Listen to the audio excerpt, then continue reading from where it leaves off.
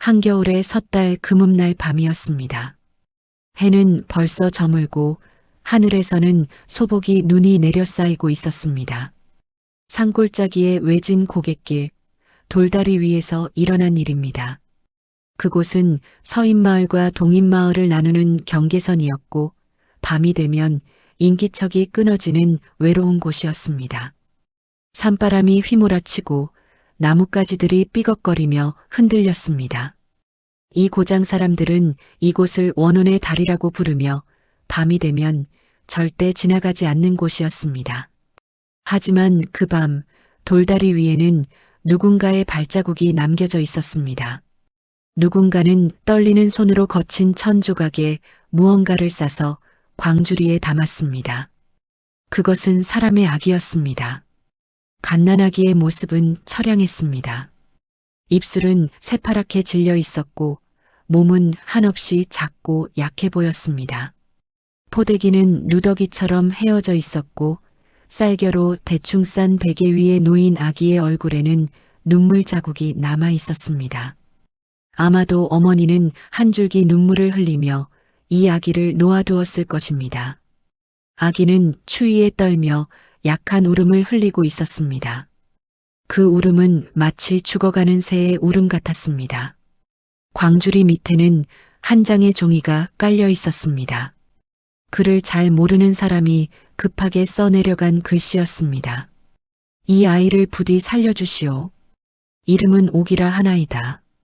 태어난 지 겨우 10날입니다. 더 이상 먹여 살릴 입이 없습니다.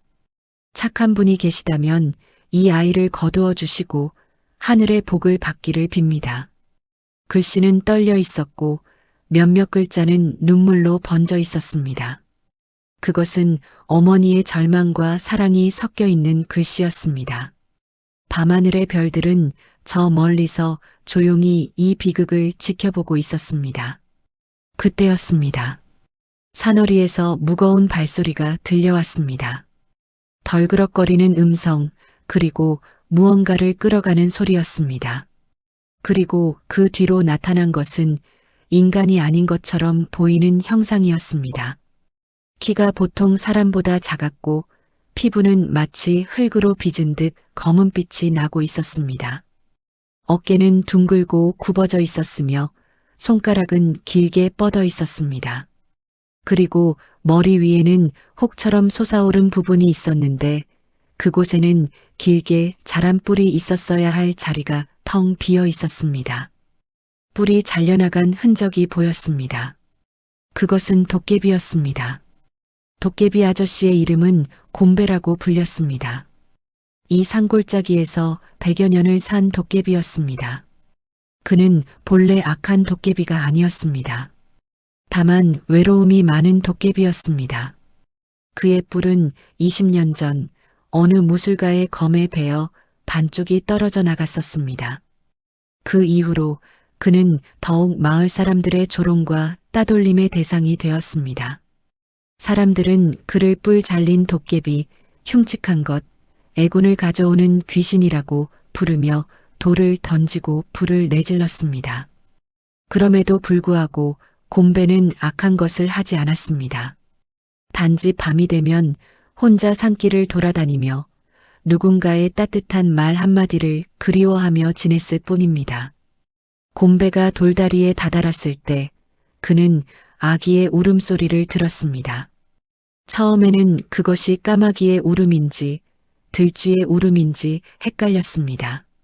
하지만 가까이 다가가자 그것은 분명 사람의 아기의 울음이었습니다.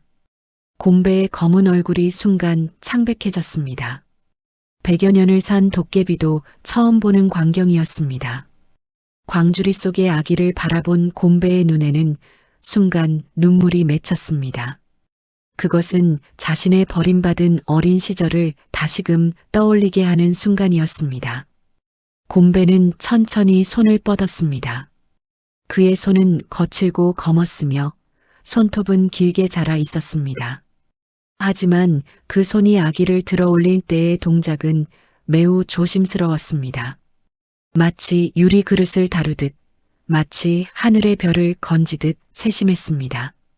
곰배는 자신의 두꺼운 겨울옷을 풀어 아기를 감싸 안았습니다.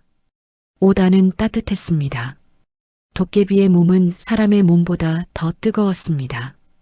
아기는 그 따뜻함에 조금씩 울음을 그쳤습니다. 곰배는 광주리 위에 놓인 종이 쪽지를 집어들었습니다. 글을 읽지 못했지만 그것이 무엇을 의미하는지는 알 수 있었습니다.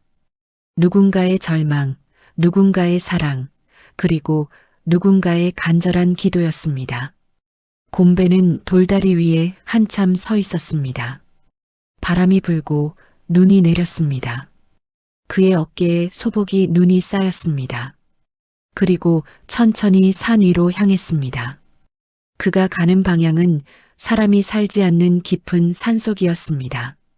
그곳에는 오래된 초가집 하나가 있었습니다. 그것이 곰배의 집이었습니다. 그는 그곳에서 100여 년을 홀로 살아왔습니다. 하지만 그 밤부터 그 초가집은 더 이상 홀로 사는 집이 아니게 되었습니다. 산 위의 초가집에 도착했을 때 시간은 자정을 훨씬 넘어 있었습니다. 달빛만이 눈 덮인 들을 밝히고 있었습니다. 곰배는 조심스럽게 문을 밀어 열었습니다. 안에는 불이 꺼져 있었습니다.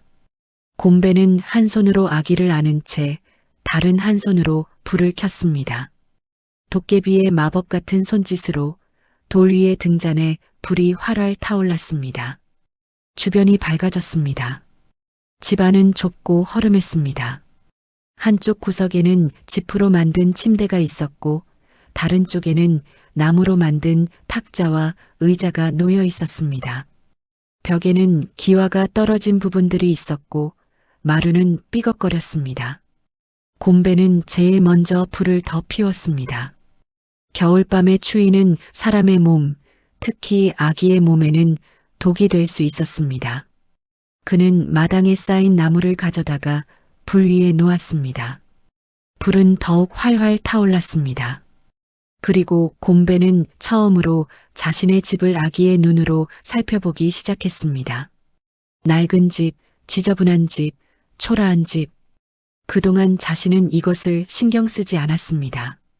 자신이 살기 위해서, 자신이 죽지 않기 위해서만 살아왔습니다. 하지만 이제는 달랐습니다. 이 집에는 이제 아기가 있었습니다. 약하고 연약하고 세상의 모든 추위와 외로움으로부터 보호받아야 할 아기가 있었습니다. 곰배는 자신의 침대에 아기를 조심스럽게 내려놓았습니다. 그리고 자신이 가지고 있던 모든 것들을 아기 주변에 놓았습니다. 낡은 이불, 헌 옷들, 무명천 조각들. 그는 아기를 여러 겹의 천으로 쌓아올렸습니다. 마치 연약한 달걀을 보호하듯, 마치 하늘의 별을 지키듯. 아기는 이제 조금 덜 울었습니다. 곰배는 아기의 얼굴을 들여다봤습니다. 까맣게 일어난 눈썹, 작은 코, 앵그스럼한 입술. 정말로 아름다운 생명이었습니다. 이렇게 아름다운 것이 왜 버려져야 했는가? 이런 생각이 들자 곰배의 눈에 다시 눈물이 맺혔습니다. 밤새 곰배는 잠을 자지 못했습니다. 아기가 울 때마다 일어났고 아기가 자을 때마다 자신도 쉬었습니다. 아기는 자주 울었습니다. 배고픈 울음, 추운 울음, 외로운 울음들이었습니다. 곰배는 무엇을 해야 할지 몰랐습니다. 100여 년을 산 도깨비도 아기를 어르는 방법을 몰랐습니다. 그는 손을 흔들어 보고 노래를 부르려고 시도했지만 그의 목소리는 거칠고 무거워서 아기를 더욱 울게 만들었습니다. 그럼에도 불구하고 곰배는 계속 아기 옆에 앉아 있었습니다. 자신의 손가락으로 아기의 뺨을 살살 어루만졌습니다. 그리고 중얼거렸습니다. 울지 말거라. 내가 있다. 내가 너를 지킬 것이다. 새벽이 밝아올 무렵 곰배는 결정을 내렸습니다. 그는 아기를 위해 마을로 내려가기로 했습니다. 정확히는 마을에서 버려진 것들을 찾아 모으기로 했습니다. 도깨비는 밤의 마법사였습니다. 그는 사람들이 버린 것들을 찾아내는데 뛰어났습니다. 그는 조심스럽게 아기를 침대에 누인 채 따뜻한 불을 피워놓고 나갔습니다. 길을 떠나면서도 자꾸 뒤돌아봤습니다. 아기가 울진 않을까, 아기가 추울진 않을까, 아기가 혼자라고 느껴서 울진 않을까 하는 생각들 때문이었습니다. 마을의 뒷골목을 돌아다니던 곰배는 역관집 뒤 골짜기에서 여자종의 것으로 보이는 낡은 옷을 찾았습니다. 그것을 조심스럽게 집어들었습니다. 그리고 약초캐는 할머니의 집 뒤에서 낡은 보자기를 발견했습니다. 또 물레방아 옆에서는 누군가가 버린 깨끗한 흰 천 조각을 찾았습니다. 곰배는 마을의 모든 곳을 돌아다녔습니다. 그리고 저녁 무렵 자신이 모은 것들을 가지고 다시 집으로 돌아왔습니다. 옷, 천 조각들, 그리고 우연히 찾은 누군가의 버려진 국자였습니다. 초가집으로 돌아온 곰배는 아기를 맞았습니다. 아기는 여전히 울고 있었습니다. 곰배는 아기를 안아 올렸습니다. 아기는 자신의 품에서 조금씩 울음을 그쳤습니다. 곰배는 아기의 낡은 옷을 벗기고 마을에서 주워온 옷으로 갈아입혔습니다. 옷은 아기보다 훨씬 컸습니다. 하지만 곰배는 정성껏 옷을 접어 아기의 몸에 맞춰 감쌌습니다. 그리고 자신이 발견한 국자에 물을 받아 아기의 입술에 가져다 댔습니다.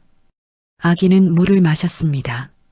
그것이 도깨비 아저씨가 아기를 위해 할 수 있는 전부였습니다. 밤이 깊어가면서 곰배는 아기를 위해 뭔가를 만들기로 결심했습니다.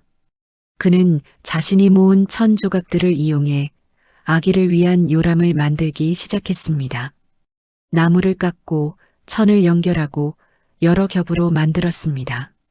도깨비의 손은 사람보다 훨씬 세고 정교했습니다.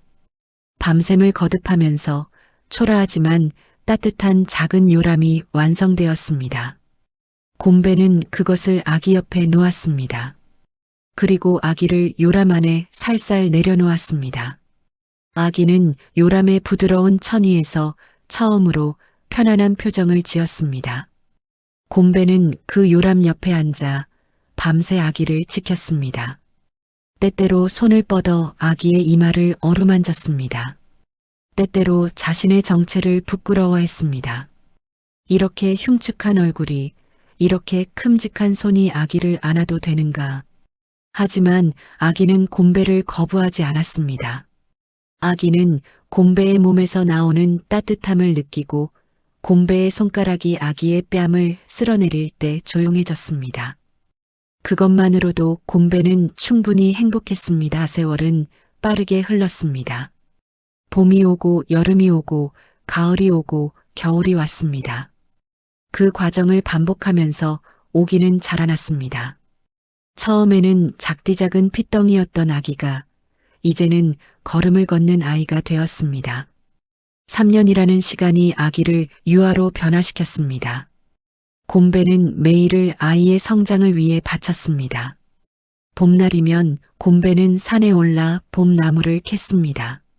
고사리, 참나물, 더덕, 도라지, 그것들을 바구니에 담아 마을에 내려가 팔았습니다.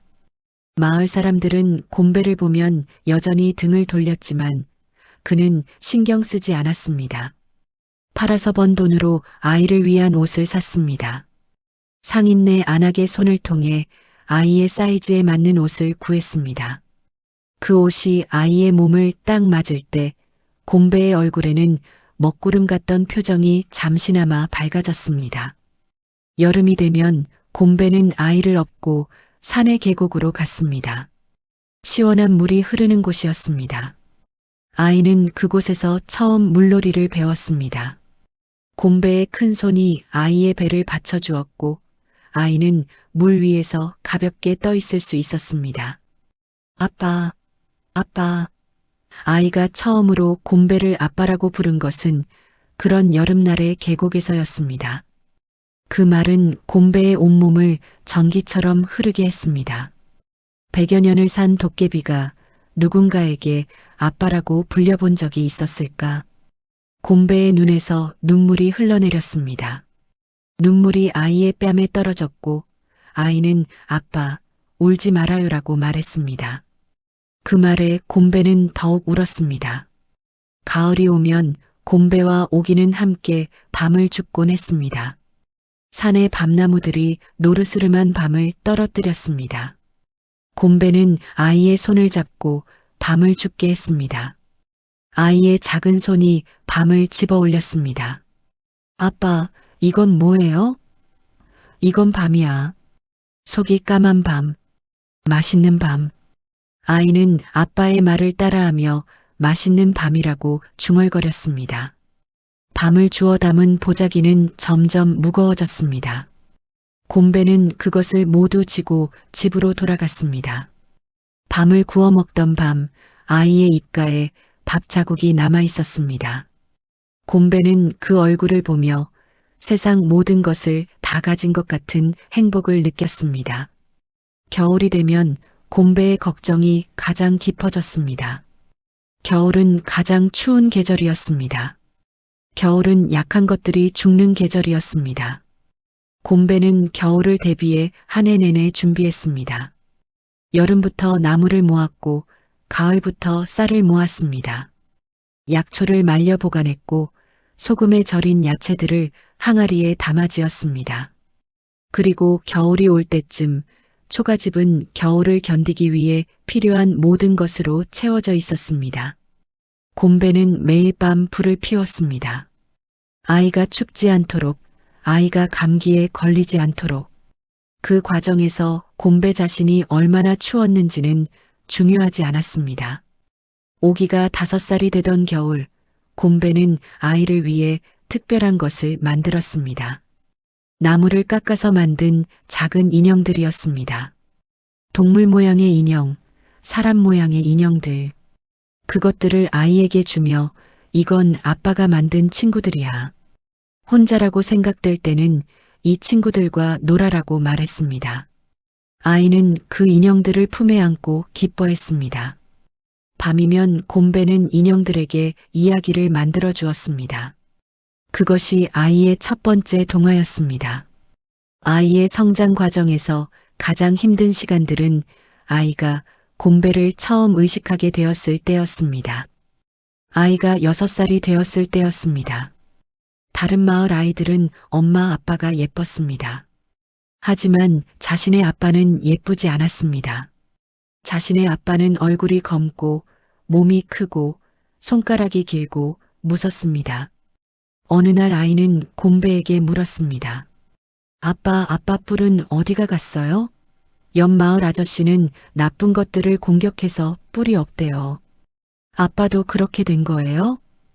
그 질문에 곰배는 진실을 말해 주었습니다. 응, 아빠가 잘못해서 그렇게 됐어. 그래서 아빠는 이제 흉측한 모습이 되었단다.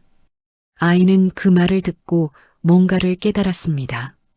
자신의 아빠는 나쁜 것이 아니라 상처를 입은 것이었습니다. 그리고 그 상처가 있어도 자신의 아빠는 자신을 사랑해 주었습니다. 아이는 곰배의 얼굴 위로 손을 가져다 댔습니다. 아빠는 예뻐요. 아빠는 나한테는 제일 예뻐요. 라고 말했습니다. 곰배는 아이의 손을 잡았습니다. 그리고 이번에는 울음을 참을 수 없었습니다. 아이의 품에 안겨 울었습니다. 아이는 작은 손으로 아빠의 등을 토닥거렸습니다. 세월이 더 흘렀습니다. 아이는 자라 7살, 8살, 9살이 되었습니다. 곰배는 아이를 위해 글을 가르치기로 결심했습니다. 자신은 글을 못 읽었지만 마을 서당에서 나오는 책 냄새를 따라가 책을 주워왔습니다. 아이에게 글을 가르칠 누군가를 찾아야 했습니다. 그것은 쉽지 않은 일이었습니다. 도깨비의 아이라는 사실이 알려지면 누구도 그 아이를 가르치려 하지 않을 것이었습니다. 곰배는 고민 끝에 한 가지 방법을 생각해냈습니다. 그는 밤이 되면 마을의 서당 담장 너머에 앉아 훈장님의 수업을 듣곤 했습니다. 그리고 자신이 들은 것을 아이에게 가르쳤습니다. 밤새 곰배는 기억은 기억이고 니은은 니은이고라고 중얼거렸습니다. 아이는 그 말을 따라하며 배웠습니다. 곰배는 자신의 큰 손가락으로 흙 위에 글자를 썼고 아이는 작은 손가락으로 그것을 따라 그렸습니다.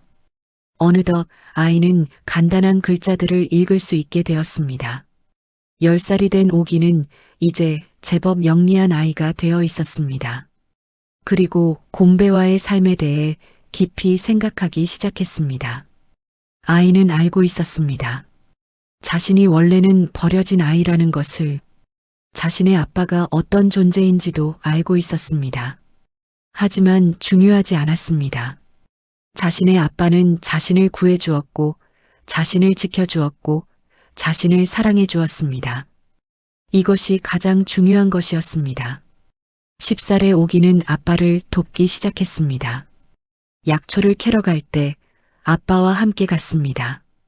아이의 작은 손이 약초를 구분하는 법을 배웠습니다. 노란 약초, 초록색 약초, 하얀 약초들. 아이는 아빠를 따라다니며 산의 모든 것들을 배웠습니다. 봄의 향기, 여름의 색감, 가을의 소리, 겨울의 침묵. 산에서 배우는 모든 것들이 오기의 교과서였습니다. 곰배는 이제 아이가 자라가는 것을 지켜볼 수 있었습니다. 시간이 지나면서 아이의 얼굴에는 엄마의 자취가 드러나기 시작했습니다. 곰배는 그 얼굴을 볼 때마다 아이의 엄마가 어떤 사람이었는지 궁금해했습니다. 어떤 사정으로 아이를 놓아두게 되었는지. 하지만 그것은 중요하지 않았습니다. 아이는 이제 자신의 아이였습니다. 어기가 12살이 되었을 때 처음 사건이 일어났습니다. 그날따라 아이는 아빠를 따라 마을로 내려갔습니다. 약초를 팔기 위해서였습니다. 곰배는 항상 아이를 데려가지 않았습니다. 아이의 안전을 위해서였습니다. 하지만 그날따라 아이는 자청해서 따라갔습니다. 아이는 이제 커가면서 궁금한 것이 많아졌습니다. 세상이 어떻게 생겼는지, 사람들이 어떻게 살아가는지 알고 싶었습니다. 시장 어귀에서 일어난 일입니다. 곰배는 시장 한 구석에 약초를 펴놓고 앉아 있었습니다. 그의 흉측한 모습 때문에 사람들은 그를 피해 다녔습니다.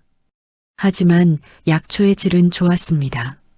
산에서 정성껏 캐낸 약초들은 어떤 약초보다 효능이 좋았습니다.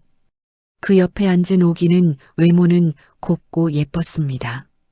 까만 눈, 하얀 피부, 그리고 산 공기가 길러낸 건강한 얼굴이었습니다. 그때였습니다. 검은 말을 탄 양반 모습의 남자가 나타났습니다. 곰배보다 훨씬 젊었으며 얼굴은 수려했고 옷은 화려했습니다. 그것은 이 고장의 사또였습니다. 사또의 이름은 이준호였습니다. 사또의 행렬이 시장 사거리를 지나갈 때 모든 상인들은 고개를 숙였습니다. 곰배도 고개를 숙였습니다. 하지만 곰배의 옷자락에 흙이 묻어 있었고 그의 모습 자체가 무례해 보였습니다. 사또의 눈이 곰배와 오기에게 멈췄습니다. 정확히는 오기에게 멈췄습니다. 오기의 아름다운 얼굴이 사또의 눈을 빼앗아갔습니다. 사또는 말을 세웠습니다. 저 아이가 누구인가? 곰배는 즉각 대답했습니다. 그저 제 딸입니다. 나으리. 사또는 웃음을 흘렸습니다. 너 같은 것의 딸? 말이 안 된다. 그 순간 곰배의 얼굴이 경직되었습니다. 하지만 아이를 보호하기 위해 그는 아무 말도 하지 않았습니다. 사또는 오기에게 다가왔습니다. 너 이름이 뭐냐? 오기는 무서워하면서도 대답했습니다. 오기라고 합니다. 나으리. 사또는 오기의 얼굴을 자세히 들여다봤습니다. 좋은 이름이로다. 저런 예쁜 아이가 시골에서 썩고 있다니. 내가 관아에 와서 하인이 되겠느냐? 곰배는 즉시 말했습니다. 그렇게는 못하겠습니다. 나으리. 이 아이는 제 옆을 떠날 수 없습니다. 사또의 표정이 굳었습니다. 너 같은 것이 감히 나으리 말에 거역하는가? 그 순간 긴장이 흘렀습니다. 사또의 호위 병사들이 손을 칼 자루에 댔습니다. 곰배도 조용히 자신의 몸을 일으켰습니다. 도깨비의 힘은 사람의 힘보다 훨씬 컸습니다. 만약 싸움이 난다면 곰배는 이길 수 있었습니다. 하지만 그렇게 되면 모두가 자신을 악한 것으로 여길 것이었습니다. 그리고 무엇보다 아이가 더욱 위험해질 것이었습니다. 곰배는 천천히 고개를 숙였습니다. 죄송합니다, 나으리. 제 뜻을 나타낼 수 없어서 죄송합니다. 하지만 이 아이는 제 모든 것입니다. 혹시 하신 말씀을 거둬주실 수 없을까 합니다. 사또는 곰배를 내려다봤습니다. 그리고 웃음을 흘렸습니다. 너 같은 것이 이렇게 사랑하는 딸이 있다니. 재미있군. 좋다. 이번엔 봐주겠다. 하지만 다시 생각해보거라. 언제든 관하로 오면 좋은 것을 주리니. 사또의 행렬은 떠나갔습니다. 하지만 그 떠남과 함께 곰배의 심장에는 깊은 두려움이 남겨져 있었습니다. 그는 알고 있었습니다. 사또는 자신의 딸을 포기하지 않을 것이라는 것을. 사또의 눈에는 욕망이 가득했습니다. 이 나라의 법에서 사또는 절대자였습니다. 사또는 원하는 것을 얻기 위해 어떤 수단도 쓸 수 있었습니다. 시장에서 돌아온 길, 곰배는 말이 없었습니다. 오기도 어떤 말을 해야 할지 몰랐습니다. 산길을 올라가면서 곰배는 미래를 생각하고 있었습니다.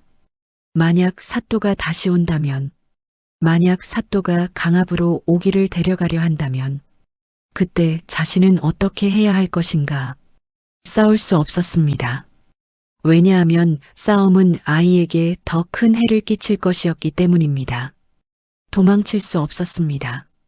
왜냐하면 어디를 가든 사또의 손길은 미칠 것이었기 때문입니다. 초가집에 돌아온 후 곰배는 아이에게 처음으로 자신의 정체를 완전히 밝혔습니다. 오가, 아빠가 너한테 한 가지 말해줄 게 있다. 아빠는 보통 사람이 아니다. 아빠는 도깨비라는 것이다. 도깨비는 마법을 쓸 수 있고 사람보다 세다. 하지만 아빠는 그 힘을 너를 지키는 데만 썼다. 이제 알겠지? 오기는 고개를 끄덕였습니다. 아이는 이미 그것을 알고 있었을 것입니다. 하지만 완전히 확인하는 것이 필요했습니다. 곰배는 아이에게 마법을 보여주었습니다. 손가락으로 공중을 그으면 거기 불이 생겼습니다. 손을 흔들면 바람이 일었습니다. 곰배의 목소리로 노래를 부르면 산의 모든 동물들이 귀 기울였습니다. 오기는 경이로움으로 아빠의 마법을 지켜봤습니다. 아빠가 이렇게 강하면 왜 계기에는 그렇게 약해 보였어요? 오기의 질문에 곰배는 조용히 대답했습니다. 강함이 항상 좋은 것은 아니다. 때로는 약함이 사랑이 더 강할 수 있다. 그 밤부터 곰배는 아이를 더욱 철저히 지키기 시작했습니다. 아이가 혼자 마을에 내려가는 것을 금했습니다. 밤이면 초가집 주변에 마법을 걸어 낯선 자가 접근하지 못하도록 했습니다. 하지만 곰배는 또 다른 걱정을 하고 있었습니다. 아이가 커가면서 언젠가는 이 좁은 초가집을 떠나고 싶어 할 것이라는 걱정이었습니다. 자신의 곁을 떠나고 싶어 할 것이라는 생각이었습니다. 어기가 15살이 되었을 때 새로운 변화가 일어났습니다. 아이의 몸은 더 이상 아이의 것이 아니었습니다. 아이는 여인이 되어가고 있었습니다. 곰배는 아이에게 그동안 말해주지 못한 것들을 이야기하기 시작했습니다. 아이가 어디서 왔는지, 자신이 왜 아이를 거두었는지에 대한 진실들이었습니다. 하루 저녁 곰배는 아이를 초가집 앞 들판으로 데려갔습니다. 하늘에는 별이 가득했습니다. 곰배는 그 별들 아래에서 말했습니다. 오가, 너한테 지금까지 말해주지 못한 게 있다. 너는 우리 부자가 아니라 아빠가 어느 겨울밤에 버려진 너를 주워온 것이다. 오기의 얼굴이 창백해졌습니다. 하지만 곰배는 계속 말을 이었습니다. 너의 엄마는 아빠를 모른다. 너를 낳고 아빠도 너의 존재도 모르고 있을 것이다. 하지만 그것은 중요하지 않다. 왜냐하면 아빠는 너를 세상의 모든 것보다 사랑했기 때문이다. 오기는 눈물을 흘렸습니다. 자신이 버려진 아이라는 것을 알고 있었지만 그것을 명백히 들으니 다른 느낌이었습니다. 하지만 곰배는 아이를 안았습니다. 우는 거 아니다. 너는 버려진 아이가 아니라 선택받은 아이다. 별들이 너를 아빠에게로 인도했고 아빠가 너를 선택했다. 이것은 축복이다. 그 밤부터 오기는 자신의 정체성에 대해 깊이 생각하게 되었습니다. 아이는 곰배에게 묻기 시작했습니다. 원래의 부모는 누구인지, 왜 자신을 버렸는지, 세상의 다른 곳은 어떻게 생겼는지에 대해서 말이었습니다. 곰배는 자신이 알고 있는 모든 것을 아이에게 말해주었습니다. 하지만 아이가 점점 호기심이 많아지면서 곰배의 마음은 더욱 무거워졌습니다. 아이가 언젠가는 세상으로 나가고 싶어 할 것이라는 두려움이 더욱 커졌기 때문입니다. 오기가 16살이 되었을 때 사또는 다시 나타났습니다. 이번에는 더욱 노골적이었습니다. 사또는 몇몇 병사를 데리고 산에 올라와 초가집 앞에 섰습니다. 도깨비 아저씨, 내가 가고 있네. 그 조용한 아이는 어디 있는가? 곰배는 아이를 먼저 방 안으로 들여보냈습니다. 그리고 혼자 사또를 맞았습니다. 아직도 그 생각을 버리지 못하셨습니까? 사또는 웃음을 흘렸습니다. 버릴 리가 있나? 저런 아름다운 아이를 보고 포기할 수 있나? 아, 걱정 말아라. 나는 그 아이를 해치지 않을 것이다. 오히려 아이를 잘 살펴줄 것이다. 관아의 시녀로 두고 최고의 옷을 입히고 최고의 밥을 먹이겠지. 관아로 가면 그 아이는 더 이상 산골짜기에 갇혀 있지 않을 것이다. 넓은 세상을 볼 수 있을 것이다. 곰배는 조용히 말했습니다. 그 아이는 이미 넓은 세상을 보고 있습니다. 아이의 마음이 닿는 곳이면 어디든 그것이 세상입니다. 그리고 아이가 저를 떠나고 싶다면 자신의 의지로 떠날 것입니다. 하지만 강제로는 안 됩니다. 사또의 얼굴이 어두워졌습니다. 저런 것이 감히 내게 대항하는가? 좋다. 시간을 주겠다. 한 달이 있으니 생각을 정리하거라. 만약 그 아이가 오지 않으면 이곳을 불태우고 그 아이를 데려가겠다. 사또가 떠난 후 곰배는 진정한 절망을 느꼈습니다. 이제 더 이상 도망칠 수 없었습니다. 사또는 권력을 가진 자였고 이 나라의 법은 사또의 편이었습니다. 곰배는 아이를 불러 앉혔습니다. 오가, 아빠가 너한테 한 가지를 선택하도록 하겠다. 너는 아빠를 따라 도망칠 수 있다. 산 너머, 사또의 손이 닿지 않는 곳으로 말이다. 혹은 너는 관아로 갈 수 있다. 너의 인생을 더 넓혀서 말이다. 아빠는 어떤 선택이든 존중하겠다. 오기는 한참을 생각했습니다. 그리고 말했습니다. 아빠, 저는 아빠를 따라갈 거예요. 저는 아빠를 떠나고 싶지 않아요. 제 인생에서 제일 중요한 건 세상의 넓이가 아니라 아빠의 사랑이라는 걸 알고 있거든요. 곰배는 아이를 안았습니다. 그리고 눈물을 흘렸습니다.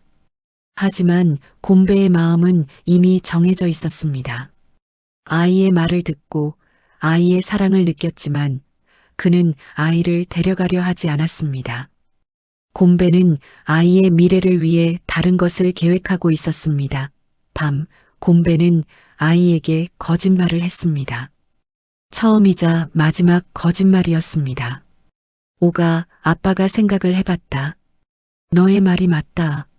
세상은 넓고 너는 그 속에서 자유롭게 살아야 한다. 아빠와 함께라면 너의 발목이 묶여 있을 것 같다. 내일 아침 너를 데려갈 사또의 행녀를 만나거라. 아빠는 그것을 받아들이겠다. 오기는 놀랐습니다. 자신의 기억으로는 아빠는 절대 이런 말을 하지 않았습니다. 하지만 곰배는 더 이상 말하지 않았습니다. 대신 아이와 함께 밤새 이야기를 나눴습니다. 아이가 어렸을 때의 이야기, 아이가 처음 걸음을 뗄 때의 이야기, 아이가 처음 아빠라고 불렀을 때의 이야기들이었습니다. 그리고 새벽이 거의 다 왔을 때 곰배는 아이에게 한 가지를 더 주었습니다. 그것은 작은 주머니였습니다. 그 안에는 아이의 엄마가 남겨두었던 종이 쪽지가 있었습니다. 이름은 오기라 하나이다.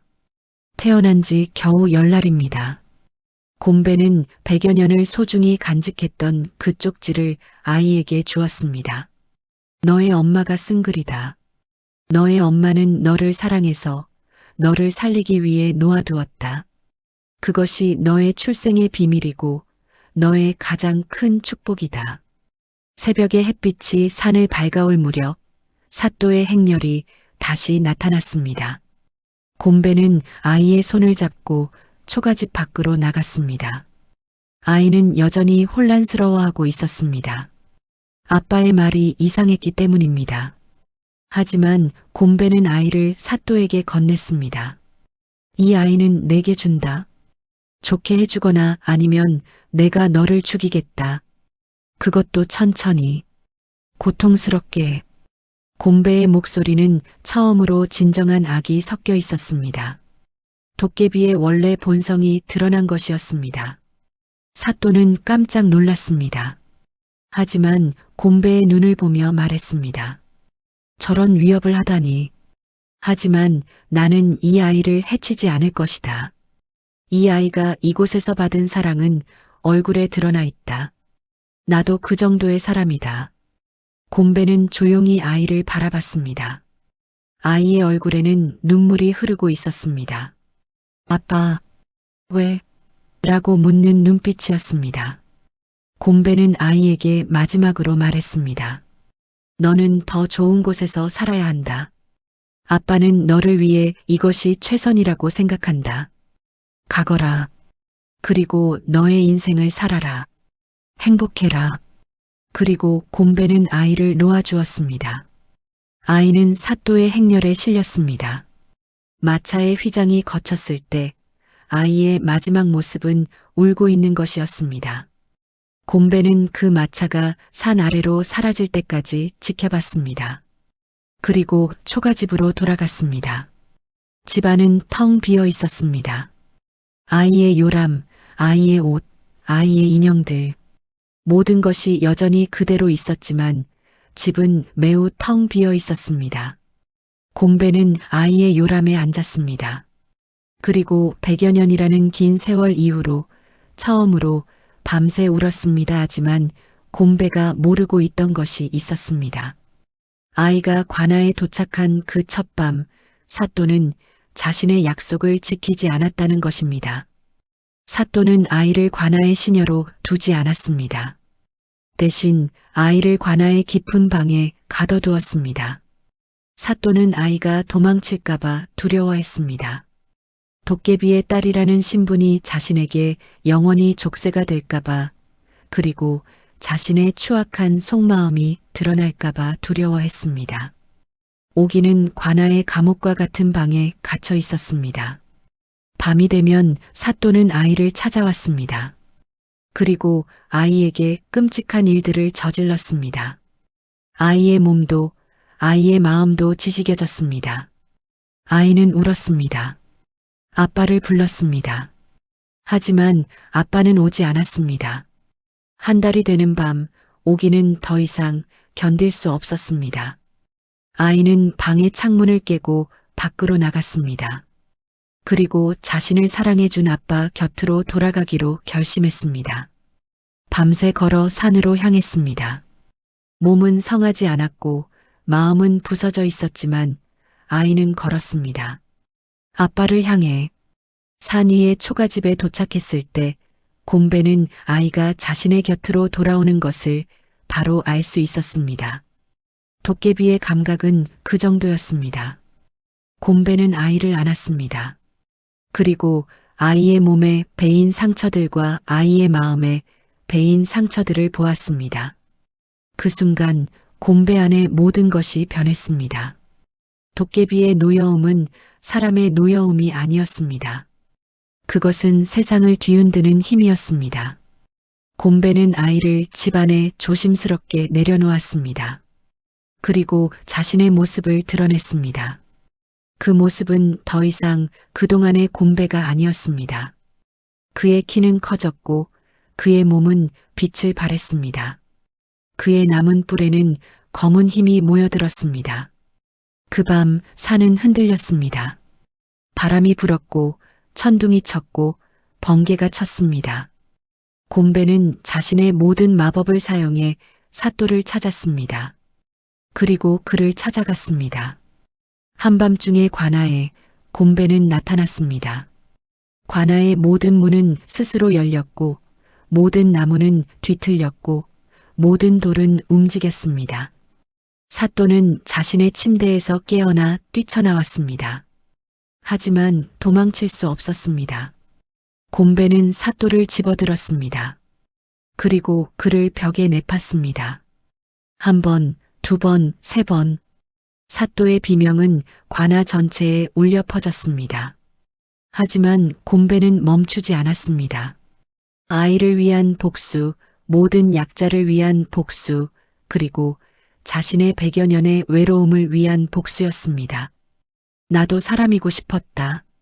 나도 누군가를 사랑하고 싶었다. 하지만 누구도 나를 받아주지 않았다. 이 아이만은 달랐다. 이 아이가 나를 사람으로 만들어 주었다. 그런데 넌 그것을 부수려 했다. 곰배의 목소리는 세상의 모든 비통함을 담고 있었습니다. 그리고 그 비통함은 사또에게 육체적 고통보다 더한 정신적 공포를 안겨주었습니다. 사또는 죽지 않았습니다. 곰배는 그를 죽이지 않았습니다. 더욱 끔찍한 것을 했습니다. 그는 사또의 몸을 마비시켰습니다. 사또는 더 이상 움직일 수 없게 되었습니다. 하지만 느낄 수 있었습니다. 자신의 죄악과 어두움을 매 순간마다 느낄 수 있게 되었습니다. 그리고 곰배는 사또에게 말했습니다. 넌 이제 누울 수만 있는 인생을 살 것이다. 그 시간 동안 너의 죄를 생각하거라. 그리고 이 세상에서 약한 것들에게 가하는 폭력이 얼마나 끔찍한 것인지를 깨달아라. 곰배가 떠난 후 사또는 결국 스스로 목숨을 끝냈습니다. 자신의 무력함을 견딜 수 없었기 때문입니다. 그가 죽은 후 사또의 비행들이 드러나기 시작했습니다. 그가 얼마나 많은 여자들을 해친 것인지, 얼마나 많은 백성들을 괴롭힌 것인지, 관아에서 그의 시신이 발견되었을 때 많은 사람들은 그것을 정의라고 생각했습니다. 하지만 곰배는 이제 다시 산으로 돌아가 있었습니다. 그는 더 이상 숨을 필요가 없었습니다. 그의 복수는 완료되었고 그가 할 일도 이제 끝나가고 있었습니다. 아이를 돌보는 일은 곰배의 모든 것을 요구했습니다. 오기의 몸뿐 아니라 마음도 깊은 상처를 입어 있었습니다. 아이는 사또에게서 받은 모욕으로 인해 아빠 곁에 있으면서도 온전해지지 못하고 있었습니다. 밤이면 악몽에 시달렸고 낮이면 사람을 두려워했습니다. 곰배는 아이를 치유하기 위해 모든 마법을 동원했습니다. 산의 약초들을 모아 아이의 몸을 씻겨주었습니다. 손을 흔들어 아이의 가슴에서 검은 기운을 빨아냈습니다. 밤이면 자신의 몸을 데워 아이의 추위를 덜어주었습니다. 가장 중요한 것은 곰배가 아이에게 해준 말들이었습니다. 너는 나쁘지 않다. 너는 약하지 않다. 그것은 너의 잘못이 아니다. 너는 여전히 아빠의 소중한 딸이다. 세월이 지나가면서 오기는 천천히 치유되기 시작했습니다. 아이는 자신이 얼마나 강한지를 깨닫기 시작했습니다. 아이는 자신이 어떻게 버티고 있는지를 깨닫기 시작했습니다. 그것은 아빠의 사랑이 있었기 때문입니다. 오기가 17살이 되었을 때 그녀는 자신의 삶을 스스로 지배하기 시작했습니다. 그녀는 더 이상 희생자가 아니었습니다. 그녀는 자신의 존재를 긍정할 수 있었습니다. 곰배는 그런 딸의 성장을 지켜보면서 마음속에 무거움을 내려놓을 수 있었습니다. 하지만 곰배의 시간은 다하고 있었습니다. 도깨비의 복수를 위해 모든 마법을 소진한 곰배의 몸은 천천히 사라져가고 있었습니다. 도깨비는 영원하지 않습니다. 특히 인간의 감정을 가지고 살아간 도깨비는 더욱 그렇습니다. 사랑은 도깨비를 인간으로 만들었고 인간이 된 도깨비는 언젠가는 죽게 되는 것입니다. 오기는 그것을 깨닫기 시작했습니다. 아빠의 몸이 점점 투명해져 가고 있었습니다. 아빠의 목소리가 점점 작아져 가고 있었습니다. 처음에는 아무것도 아니었던 그 변화가 어느 날은 너무나 분명해졌습니다. 아빠, 어디 아파요? 오기가 물었습니다. 곰배는 미소를 지었습니다. 아빠는 이제 집으로 돌아가야 한단다. 아빠는 도깨비니까 다시 흙으로 돌아가야 한단다. 아빠, 가지 말아요. 저를 버리지 말아요.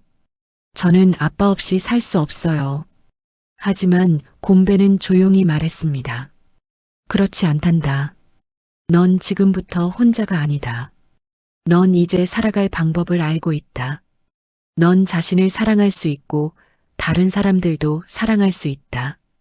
아빠는 그것을 알기 때문에 안심하고 갈 수 있다. 곰배는 아이를 안았습니다.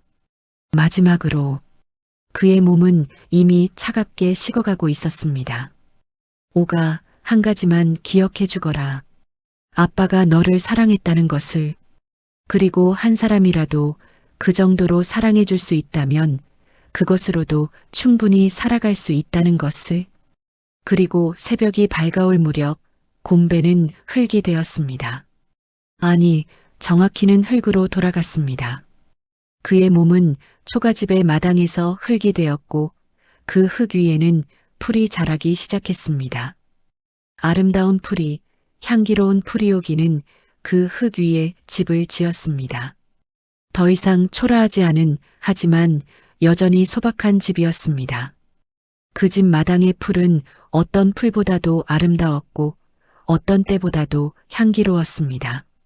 사람들은 그 풀을 보고 감탄했습니다. 뭔가 신기한 도깨비 풀이다라고 말했습니다.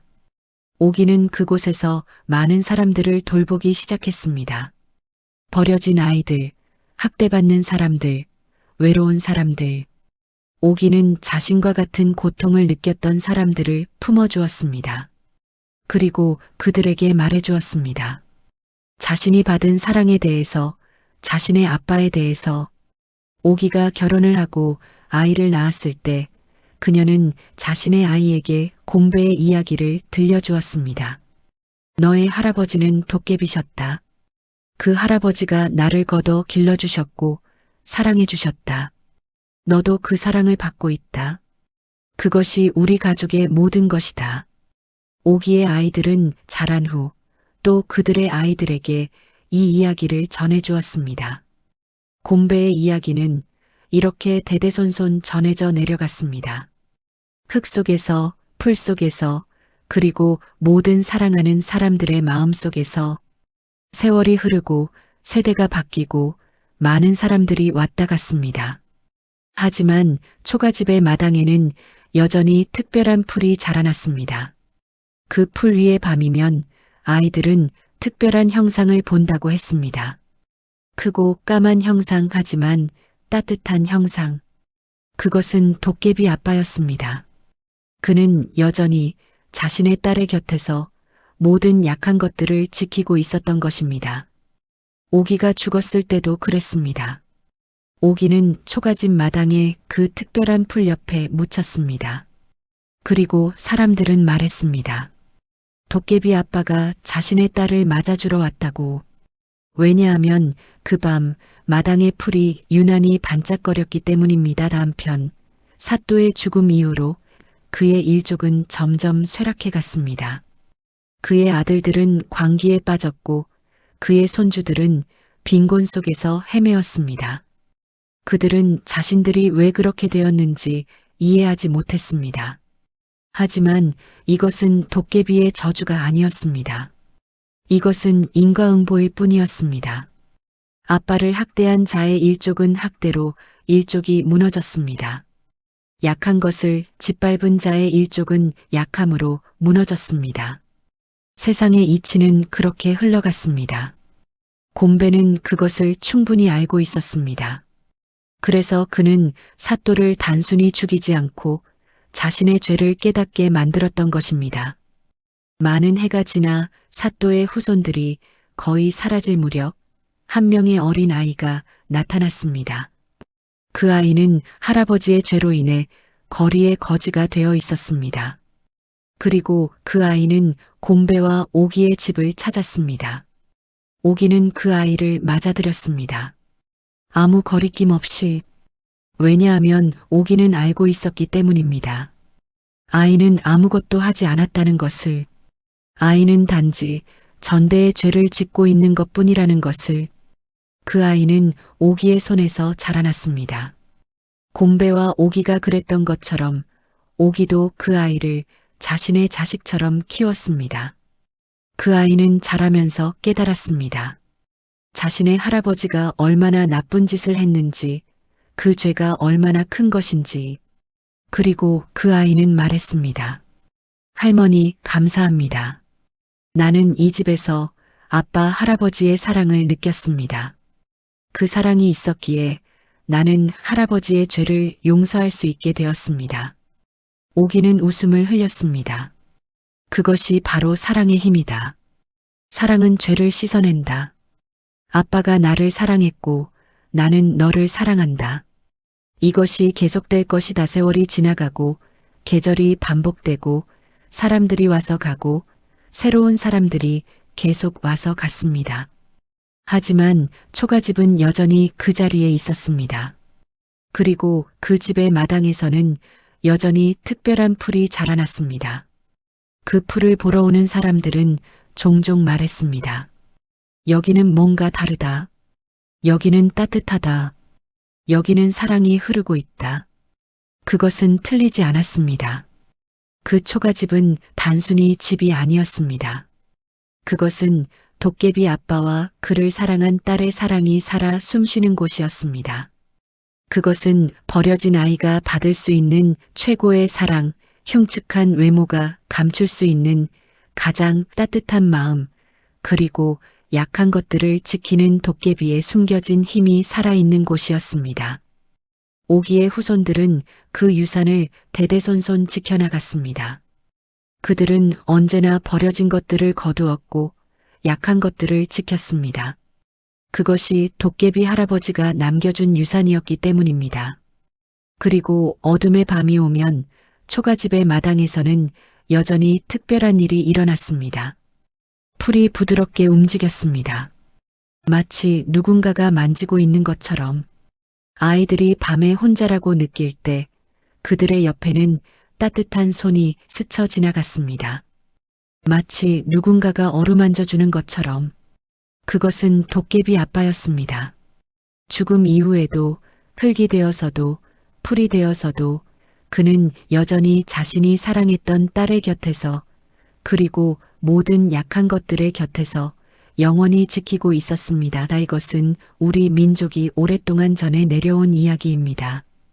흉측한 겉모습 속에 숨겨진 따뜻한 마음에 대한 이야기, 고통 속에서도 포기하지 않는 부성애에 대한 이야기, 그리고 사랑이 얼마나 위대한 힘인지에 대한 이야기입니다. 뿔이 잘린 도깨비 곰배는 100여 년의 외로움을 아닌 아이와의 아주 짧은 100일간의 사랑으로 구원받았습니다. 그는 흙으로 돌아가면서도 자신의 딸에게 전한 사랑은 영원한 것이 되었습니다. 그 사랑은 한 세대를 거쳐 또 다른 세대로, 한 마음을 거쳐 또 다른 마음으로 영원히 흐르고 흘러갔습니다. 오기는 자신이 버려진 아이였지만 세상에서 가장 사랑받는 아이가 되었습니다. 그리고 그 사랑을 받은 아이는 결국 또 다른 많은 아이들에게 사랑을 베푸는 여인이 되었습니다. 이것이 바로 부성애의 진정한 의미입니다. 혈연을 넘어서 신분을 넘어서 그리고 죽음까지도 넘어서는 사랑. 그 사랑은 한 사람의 인생을 구하고 한 사람의 영혼을 밝히고 결국 세상 전체를 조금이나마 더 따뜻하게 만듭니다. 도깨비 아저씨 곰배는 이제 이 산 어디선가 여전히 자신의 딸을 지키고 있을 것입니다. 그리고 모든 약한 것들을 지키고 있을 것입니다. 왜냐하면 그것이 사랑이기 때문입니다.